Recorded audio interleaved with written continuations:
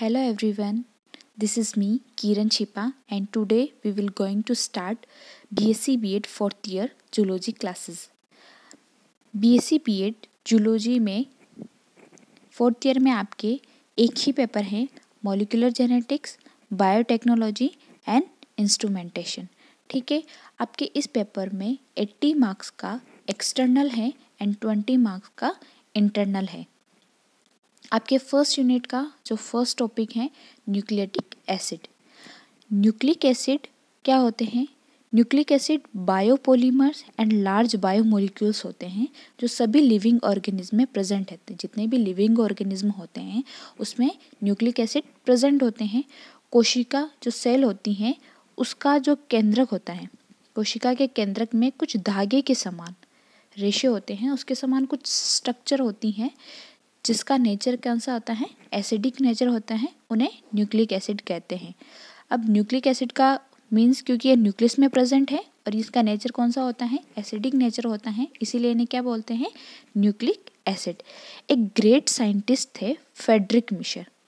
Friedrich Miescher ने पस sales जो मवाद कोशिका हैं उसमें से न्यूक्लिक एसिड को आइसोलेट किया और उसे न्यूक्लियन नाम दिया. अब उसे न्यूक्लियन नाम ही क्यों दिया? क्योंकि वो न्यूक्लियस के अंदर प्रेजेंट थे, इसीलिए उन्हें न्यूक्लिक नाम दिया गया. उसके बाद एक साइंटिस्ट आए थे रिचर्ड अल्टमान. रिचर्ड अल्टमान ने 1889 में इसके अम्लीय गुण का पता लगाया था. इन्होंने बताया था कि जो न्यूक्लिक एसिड है उसका नेचर अम्लीय होता है, एसिडिक नेचर होता है, अतः उन्होंने इसे क्या नाम दिया? न्यूक्लिक एसिड नाम दिया. उसके बाद एक साइंटिस्ट आए थे कोसेल. कोशेल नामक वैज्ञानिक ने इनके अंदर पाए जाने वाले जो केमिकल कंपोनेंट्स हैं, रासायनिक घटक हैं, उनके बारे में बताया. इन्होंने बताया कि इसमें carbon, hydrogen, oxygen, nitrogen, phosphorus, ये इसके अंदर न्यूक्लिक एसिड केमिकल कंपाउंड इसके अंदर प्रेजेंट होते हैं. न्यूक्लिक एसिड का जो निर्माण है वो न्यूक्लियोटाइड से होता है. न्यूक्लियोटाइड्स, बहुत सारे न्यूक्लियोटाइड्स जुड़ के क्या बनाते हैं? Nucleic acid. जैसे बहुत सारे मोनोमर इकाइयाँ पॉलीमर बनाते हैं, वैसे न्यूक्लिक एसिड क्या हो गया? पॉलीमर, और न्यूक्लियोटाइड्स के मोनोमर हो गए. जैसे एक वॉल होती हैं, दीवार, वो बहुत सारी ब्रिक से मिलकर बनी होती हैं, तो जो ब्रिक्स होती हैं, ईंटें होती हैं, वो क्या हो गई? मोनोमर, और जो वॉल है वो क्या हो गई? पॉलीमर. इसी टाइप से बहुत सारे न्यूक्लियोटाइड्स जुड़कर क्या बनाएंगे? Nucleic acid. जब न्यूक्लिक एसिड का अपन हाइड्रोलाइसिस करते हैं तो अपने को न्यूक्लियोटाइड्स की यूनिट्स प्राप्त होती हैं. न्यूक्लियोटाइड्स किससे मिलकर बने होते हैं? Nitrogen base, pentose sugar and phosphoric acid से मिलकर बने होते हैं. ठीक है, nitrogen base and pentose sugar मिलके क्या बनाते हैं? न्यूक्लियोसाइड्स बनाते हैं. अब न्यूक्लियोसाइड्स एंड टाइड्स में एक ही डिफरेंस है. जब nitrogen base and pentose sugar मिलती है तो न्यूक्लियोसाइड बनते हैं, और न्यूक्लियोसाइड में अगर फॉस्फोरिक एसिड जुड़ जाता है तो न्यूक्लियोटाइड बनते हैं. इसके बाद एक साइंटिस्ट आए थे पीवी लेविन. पीवी लेविन ने बताया कि जो न्यूक्लिक एसिड होते हैं वो दो प्रकार के, पीवी लेविन ने बताया कि न्यूक्लिक एसिड दो प्रकार के होते हैं, RNA and DNA. DNA deoxyribose nucleic acid and RNA ribose nucleic acid. DNA की डेफिनेशन देखें तो डीएनए क्या है? Polymer of deoxyribose nucleotide. DNA deoxyribose nucleotide के पॉलीमर होते हैं. हमने पढ़ा कि जो सेल्स होती हैं वो दो टाइप की होती हैं, prokaryotic cell and eukaryotic cell. उसी प्रकार से दो प्रकार के डीएनए होते हैं, prokaryotic DNA and eukaryotic DNA. अब इसके बारे में पढ़ने से पहले अपन दो वर्ड को क्लियर कर देते हैं कि प्रोकैरियोटिक एंड यूकैरियोटिक होता है क्या है. प्रोकैरियोटिक दो शब्दों से मिलकर बना होता है, प्रो एंड कैरियन. प्रो का मीन्स होता है प्रिमिटिव और कैरियन का मतलब होता है केंद्रक या न्यूक्लियस. ऐसा केंद्रक जो प्रिमिटिव प्रकार का होता है. प्रिमिटिव इन द सेंस कि जो केंद्रक होता है वो सुसंगठित नहीं होता है. केंद्रक के चारों ओर पाए जाने वाली केंद्रक झिल्ली एब्सेंट होती हैं. केंद्रक के चारों अगर केंद्रक झिल्ली एब्सेंट होती हैं तो उसे बोलते हैं प्रोकैरियोटिक, प्रिमिटिव केंद्रक, प्रिमिटिव न्यूक्लियस. और यूकैरियोटिक का मतलब होता है कि जो केंद्रक होता है उसके चारों ओर केंद्रक झिल्ली होती हैं, वो प्रेजेंट होती हैं, उसे बोलते हैं यूकैरियोटिक. यू का मतलब होता है डेवलप्ड, वेल डेवलप्ड जिसका केंद्रक होता है, केंद्रक के चारों ओर केंद्रक झिल्ली पाई जाती हैं, तो वो होता है यूकैरियोटिक। अब प्रोकैरियोटिक और यूकैरियोटिक डीएनए के अंदर क्या क्या डिफरेंसेस हैं? जो प्रोकैरियोटिक डीएनए है वो साइटोप्लाज्म में, माइटोकॉन्ड्रिया एंड क्लोरोप्लास्ट में पाया जाता है, जबकि जो यूकैरियोटिक के डीएनए है ये न्यूक्लियस में पाया जाता है। किसी भी कोशिका में अगर प्रोकैरियोटिक डीएनए प्रेजेंट है तो वो बहुत ही कम अमाउंट में पाया जाता है, जबकि यूकैरियोटिक डीएनए के अंदर प्रोकैरियोटिक की तुलना में अधिक पाया जाता है। यूकैरियोटिक अगर सेल है, कोई केंद्रक है, तो उसके अंदर प्रोकैरियोटिक की तुलना में अधिक मात्रा में यूकैरियोटिक डीएनए पाया जाता है। यूजुअली ये कैसे होते हैं? सर्कुलर होते हैं। प्रोकैरियोटिक डीएनए सर्कुलर होते हैं, जबकि यूकैरियोटिक डीएनए कैसे होते हैं? लीनियर होते हैं। ठीक है, prokaryotic DNA circular and double stranded होते हैं, जबकि eukaryotic linear and double stranded होते हैं। ठीक है, ये जो प्रोकैरियोटिक डीएनए है ये नेक्ड होते हैं विदाउट हिस्टोन। इसके अंदर हिस्टोन प्रोटीन क्या होता है? एब्सेंट होता है प्रोकैरियोटिक के अंदर। और यूकैरियोटिक कोटेड होते हैं विथ हिस्टोन प्रोटीन, मतलब इसके अंदर हिस्टोन प्रोटीन क्या होते हैं? प्रेजेंट होते हैं। अब अपन प्रोकैरियोटिक की बात करें तो प्रोकैरियोटिक के अंदर GC content are more than 80 content. GC content in the sense guanine and cytosine. जो प्रोकैरियोटिक सेल्स होती हैं उसके अंदर गुआनिन एंड साइटोसिन अधिक होता है एडेनिन एंड थाइमिन की तुलना में। एंड यूकैरियोटिक में वाइस वर्सा, इसमें एडेनिन एंड थाइमिन कंटेंट अधिक होता है गुआनिन एंड साइटोसिन की तुलना में।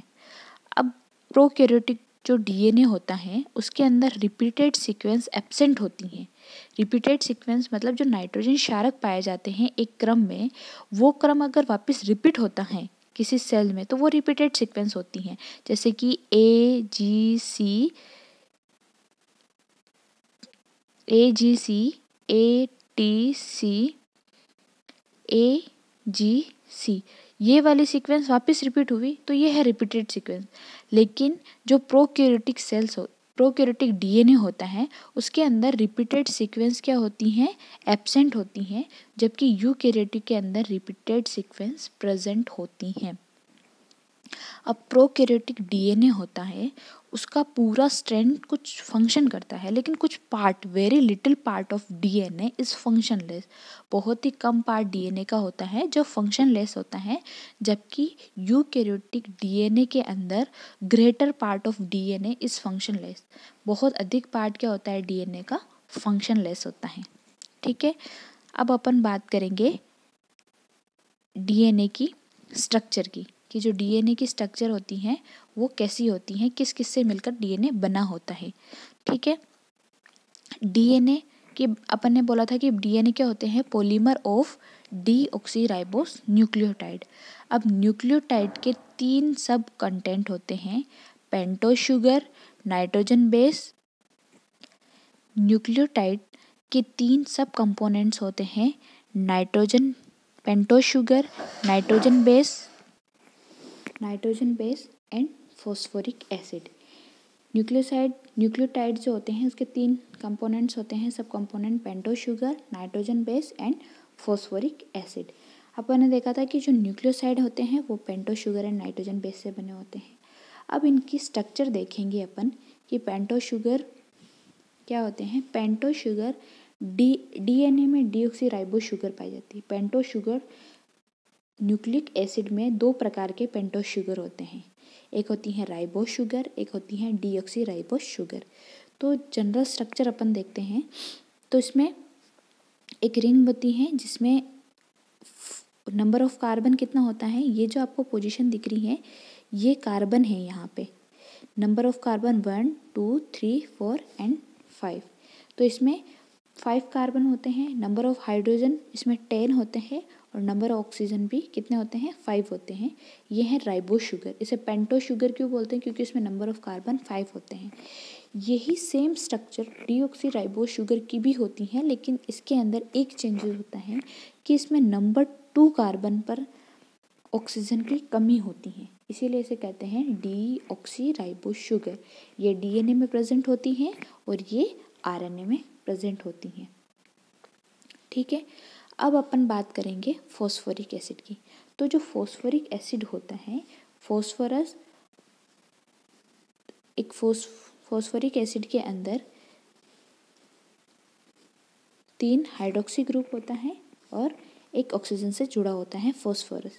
ठीक है, तो ये जो फॉस्फोरिक एसिड है ये शुगर अणुओं से जुड़ता है। 2 शुगर अणुओं के बीच में एक फॉस्फोरिक एसिड होता है। ये हमेशा 2 न्यूक्लियोटाइड की जो शर्करा की 3 कार्बन के समूह के साथ जुड़कर एस्टर बंध बनाता है। अगर ये फॉस्फोरस शुगर के 2 मॉलिक्यूल से जुड़ा होता है तो एक के तो 3 नंबर पोजीशन पर जुड़ेगा और एक से 5th नंबर की पोजीशन पर जुड़ेगा। ठीक है, और इन दोनों के बीच में जो बॉन्ड बनेगा वो कौन सा होगा? फॉस्फोडाई एस्टर बॉन्ड। इसके बीच में बनने वाला बंध होगा फॉस्फोडाई एस्टर बॉन्ड। ठीक है, अब आते हैं नाइट्रोजन बेस पे। तो जो न्यूक्लिक एसिड होता है उसमें 2 प्रकार के नाइट्रोजन बेस पाए जाते हैं। एक होता है पिरिमिडिन और एक होता है प्यूरिन। तो जो पिरिमिडिन होते हैं वो भी 2 प्रकार के होते हैं, थाइमिन एंड साइटोसिन। थाइमिन को डिनोट करते हैं अपन टी से और साइटोसिन को करते हैं सी से। प्यूरिन भी 2 प्रकार के होते हैं, एडेनिन एंड गुआनिन। एडेनिन को रिप्रेजेंट करते हैं ए से और गुआनिन को रिप्रेजेंट करते हैं जी से। ठीक है, बस एक चीज़ इसमें याद रखना है कि जो आरएनए होता है उसके अंदर थाइमिन की जगह यूरेसिल आ जाता है। Thymine is replaced by uracil in RNA. जो थाइमिन है उसके जगह यूरेसिल आ जाता है आरएनए के अंदर। ठीक है, अब बात करेंगे अपन जो पिरिमिडिन है उसकी स्ट्रक्चर कैसी होती है। तो जो पिरिमिडिन है, पिरिमिडिन और प्यूरिन, पिरिमिडिन जो रिंग होती हैं उसके अंदर क्या होते हैं? 2 नाइट्रोजन होते हैं और 4 कार्बन। देखो नंबर 1st पोजीशन पर और नंबर 3rd पोजीशन पे क्या होता है? नाइट्रोजन होता है और इसमें 4 कार्बन, 1 2 3 एंड 4 इसमें कार्बन होते हैं। ये सिंगल रिंग स्ट्रक्चर होती है, इसमें केवल एक ही रिंग होती है और 1st 3rd पोजीशन पर क्या होते हैं? नाइट्रोजन प्रेजेंट होते हैं। ये पिरिमिडिन की स्ट्रक्चर है। इसी प्रकार से प्यूरिन की स्ट्रक्चर देखेंगे अपन।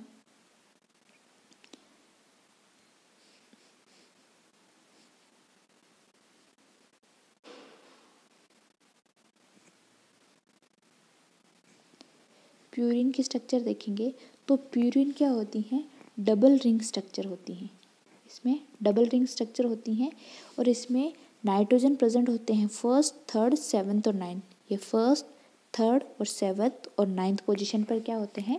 नाइट्रोजन प्रेजेंट होते हैं। डबल रिंग स्ट्रक्चर है तो एक रिंग तो सेम पिरिमिडिन के समान होती है, ये है पिरिमिडिन रिंग, और एक ये रिंग होती है इमिडाजोल रिंग। ठीक है, अब एक चीज़ आपको याद रखनी है कि इसके अंदर जो न्यूक्लियोटाइड होते हैं उसमें नाइट्रोजन बेस एंड शुगर के बीच में जो बॉन्ड बनता है वो ग्लाइकोसिडिक बॉन्ड बनता है और शुगर एंड फॉस्फोरिक एसिड के बीच में बनने वाला बॉन्ड होता है फॉस्फोडाई एस्टर बॉन्ड। ठीक है, नोट, जो नाइट्रोजन क्षारक हैं वो हमेशा शुगर के 1st पोजीशन पर ही जुड़ेगा। जो नाइट्रोजन क्षारक होते हैं ये नाइट्रोजन बेस हैं। ये नाइट्रोजन बेस हमेशा शुगर की 1st पोजीशन से ही जुड़ेगा। ये देखो 1st पोजीशन है, ये नाइट्रोजन क्षारक है, ये हमेशा इसकी 1st पोजीशन से ही जुड़ेगा। और अगर नाइट्रोजन क्षारक डिपेंड करता है कि कौन सा नाइट्रोजन क्षारक है। अगर पिरिमिडिन नाइट्रोजन क्षारक है तो वो हमेशा शुगर के 1st कार्बन से अपनी 3rd पोजीशन से जुड़ेगा। अब पिरिमिडिन क्षारक कौन कौन से हैं? Cytosine and thymine. अगर साइटोसिन एंड थाइमिन है तो वो हमेशा कौन सी पोजीशन से जुड़ेंगे? अपनी 3rd पोजीशन से जुड़ेंगे। और जो प्यूरिन है, प्यूरिन क्षारक शुगर के 1st कार्बन से अपनी प्यूरिन में अपन ने देखा था कि डबल रिंग स्ट्रक्चर होती हैं, एडेनिन एंड गुआनिन। ये हमेशा अपनी कौन सी पोजीशन से जुड़ेंगे? 9th पोजीशन से जुड़ेंगे। इसकी जो एक सिंगल स्ट्रक्चर होती हैं ये अपन देख लेंगे कि कौन कौन से इसके अंदर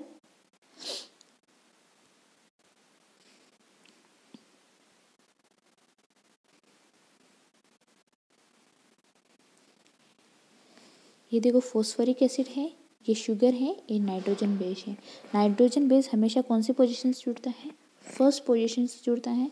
और फॉस्फोरस ऊपर वाले से एक से तो किससे जुड़ेगा? मैंने बताया था कि जो दो नाइट्रोजन क्षारक हैं वो एक से थर्ड पोजीशन से जुड़ेगा और एक से फिफ्थ पोजीशन पर जुड़ेगा। ठीक है,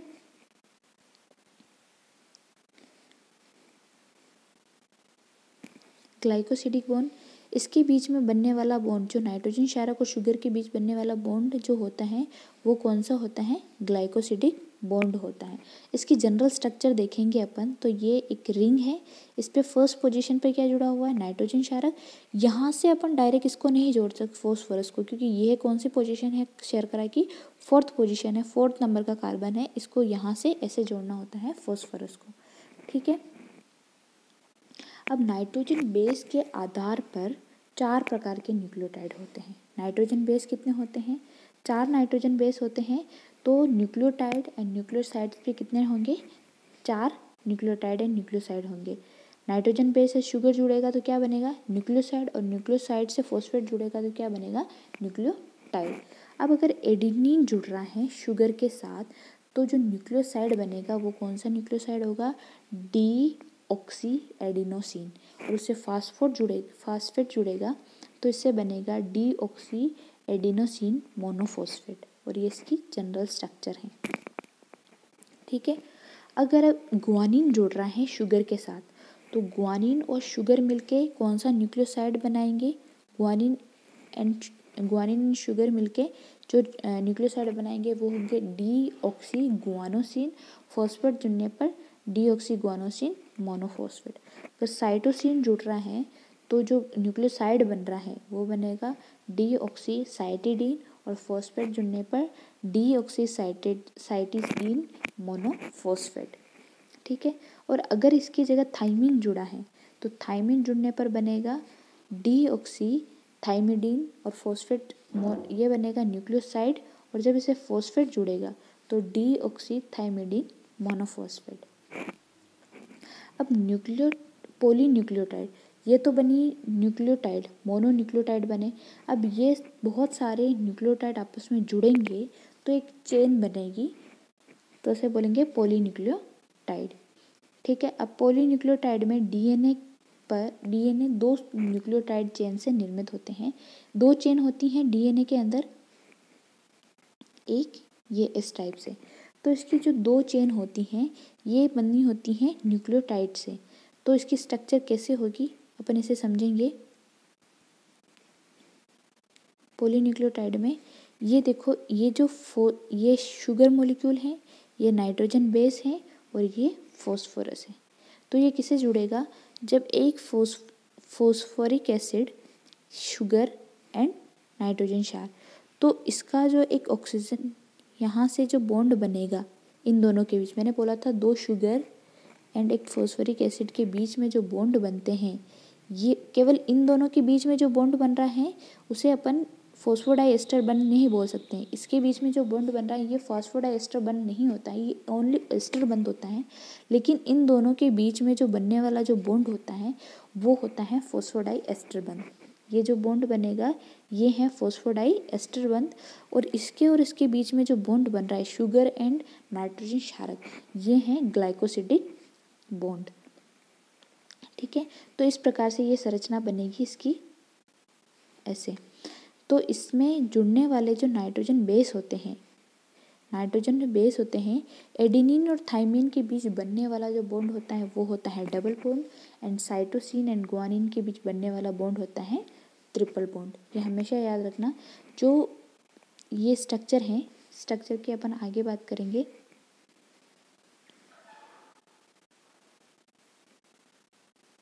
इस टाइप से एडेनिन और थाइमिन के बीच बनने वाला बॉन्ड है double bond, and cytosine and guanine के बीच बनने वाला बॉन्ड है ट्रिपल बॉन्ड। ठीक है, अब कुछ इंपॉर्टेंट क्वेश्चन इसमें बन सकते हैं, उसके बारे में अपन डिस्कशन करेंगे कि कौन कौन से क्वेश्चन बन सकते हैं। अगर क्वेश्चन आ जाए कि न्यूक्लिक एसिड नाम किसने दिया था, तो वो दिया था रिचर्ड अल्टमान ने, लेकिन न्यूक्लिक एसिड की खोज किसने की थी, तो वो आएगा फ्रेडरिक मिशर। ठीक है। अब प्रोकैरियोटिक डीएनए किसमें पाया जाता है? Prokaryotic DNA cytoplasm, mitochondria and chloroplast में पाया जाता है, जबकि यूकैरियोटिक किसमें पाया जाता है? न्यूक्लियस में पाया जाता है। नाइट्रोजन बेस एंड शुगर के बीच में कौन सा बॉन्ड बनता है? नाइट्रोजन बेस एंड शुगर के बीच में ग्लाइकोसिडिक बॉन्ड बनता है, और शुगर और फॉस्फोरिक एसिड के बीच में बनने वाला बॉन्ड फॉस्फोडाइएस्टर बॉन्ड होता है। ये आपको याद रखना है। और आगे हैं कि जो नाइट्रोजन क्षारक हैं, जो नाइट्रोजन बेस है, वो शुगर के कौन से कार्बन से जुड़ता है? तो नाइट्रोजन क्षारक हमेशा शुगर के फर्स्ट कार्बन से ही जुड़ता है। साइटोसिन नाइट्रोजन नाइट्रोजन क्षारक के जुड़ने से बनने वाला जो न्यूक्लियोटाइड है, उसका नाम कौन सा है? डीऑक्सीसाइटिडीन मोनोफॉस्फेट। और नाइट्रोजन क्षारक के मध्य बनने वाला जो बंध है वो किस प्रकार का होता है? तो जो नाइट्रोजन क्षारक होते हैं, एडेनिन, गुआनिन, थायमिन और साइटोसिन, जो मैंने आपको बताया था double bond and single triple bond, वो जो बॉन्ड होते हैं वो किस प्रकार के होते हैं? वो हाइड्रोजन बंध होते हैं।